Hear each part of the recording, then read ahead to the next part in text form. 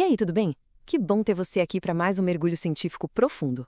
Hoje a gente vai dissecar um estudo incrível publicado na revista ACS Applied Materials and Interfaces, que cria uma ponte super interessante entre as simulações de computador e os testes reais de laboratório. Esse trabalho, conduzido por Alexandre Barros, Jader Pires e uma grande equipe de pesquisadores, tem um objetivo bem claro e ambicioso: resolver um baita problema microscópico de captura molecular. Isso é algo que pode literalmente mudar a forma como a gente pensa sobre farmacologia hoje. Então, sem mais delongas, vamos direto aos detalhes. A nossa jornada de hoje vai passar rápido por 5 pontos principais: o desafio da ivermectina, o fator colesterol, simulação versus laboratório, o ponto ideal de 10% e, por fim, o futuro das nanocápsulas. Vamos nessa?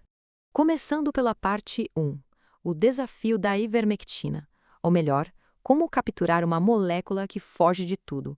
Sabe qual era o grande alvo do pessoal aqui? Criar uma armadilha nanométrica perfeita. A ideia era ir muito além daqueles sistemas convencionais de entrega de medicamentos.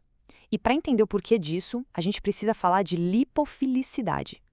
Basicamente, é a tendência que um composto tem de se dar super bem com gorduras e óleos, mas fugir da água como o diabo foge da cruz. A ivermectina, que é uma lactona macrocíclica, odeia água. A solubilidade aquosa dela é baixíssima. Então, quando ela entra no corpo humano, ela naturalmente quer se esconder no meio das bicamadas lipídicas das células. O desafio científico dos pesquisadores não era só fazer essa molécula entrar num lipossomo artificial.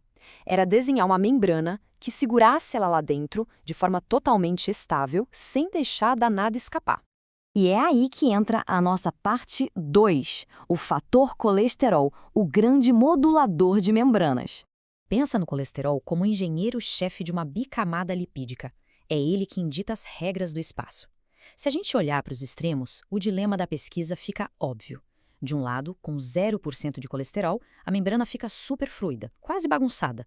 A molécula entra com a maior facilidade do mundo, mas a retenção é péssima. Ela entra e sai quando quer. Agora, no extremo oposto, com 30% de colesterol, você cria praticamente um muro de concreto. A membrana fica tão grossa e as cadeias lipídicas tão apertadas que a ivermectina simplesmente não consegue se acomodar direito lá no fundo. É rigidez demais e isso estraga a captura. Avançando para a parte 3, simulação versus laboratório. A união de dois mundos para resolver esse quebra-cabeça. E como eles resolveram isso? Observando o comportamento de uma única molécula num espaço virtual e depois testando milhões delas na vida real. Foi um processo rigoroso de 3 passos. Primeiro, eles usaram dinâmica molecular atomística num software chamado GROMACS. Isso permitiu simular a bicamada no computador e calcular interações átomo por átomo. No passo 2, trouxeram isso para o mundo físico. Eles fabricaram lipossomos reais ali na faixa dos 100 nanômetros, usando um método de extrusão. E o terceiro passo foi o teste de fogo, ensaios de captura in vitro. E olha só que detalhe legal, eles não testaram só em uma aguinha com sal não. Testaram no plasma humano real usando cromatografia de alta eficiência. Foi um alinhamento perfeito entre a teoria do computador e a realidade da bancada. O que nos leva à parte 4, o ponto ideal de 10%, ou o famoso princípio do equilíbrio. Exatos 10%. Esse é o número mágico dessa pesquisa.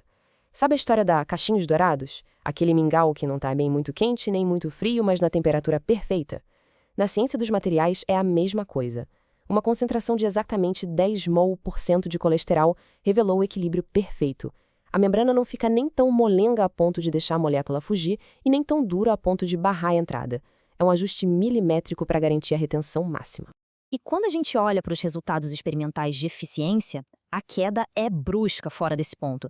O pico absoluto de retenção da ivermectina cravou nos 10%. É impressionante como a captura simplesmente despenca quando eles aumentam o colesterol para 20% ou 30%. E tem um detalhe que é absolutamente crucial aqui. Essa superioridade dos 10% se manteve firme e forte mesmo nos testes com plasma humano. O plasma, vale lembrar, é um ambiente hostil, cheio de proteínas que ficam o tempo todo tentando roubar a ivermectina da cápsula. Mas mesmo nessa competição brava, a formulação de 10% segurou a molécula como uma rocha. Agora, por que isso acontece? Os dados das simulações de computador desvendam o mistério. Com exatos 10%, a molécula alcança sua maior profundidade de inserção. Ela afunda de verdade na membrana, chegando apenas a 1,09 nanômetros do centro, comparado com os 1,54 nanômetros de quando a membrana está super rígida com 30% de colesterol. E as forças que mantêm ela lá, as energias de Van der Waals, chegam num pico impressionante de menos 333,13 kJ por mol. Resumindo a ópera, a membrana a 10% permite que a ivermectina se acomode lá no fundo e fique ancorada com uma força tremenda. Indo ainda mais fundo nos detalhes que o computador mostrou, a estabilização é absurda. A ivermectina tem a menor mobilidade possível ali dentro. Ela praticamente estaciona na vaga e não sai mais. As ligações de hidrogênio que ela faz com as cabeças dos lipídios duram cerca de 2,10 nanosegundos. Gente, na escala atômica, isso é praticamente uma eternidade. E ela consegue fazer isso tudo ficando protegida com o mínimo contato com a água de fora. É o que a gente chama de um empacotamento hidrofóbico altamente favorável.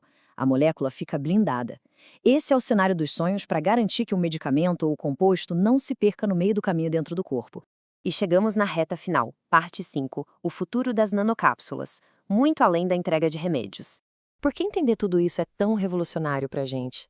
As portas que isso abrem são sensacionais. Com esse ajuste fino, nós estamos falando da criação de transportadores com retenção quase perfeita. Mas o que mais empolga é a ideia de usar essas cápsulas como verdadeiros caminhões de lixo moleculares.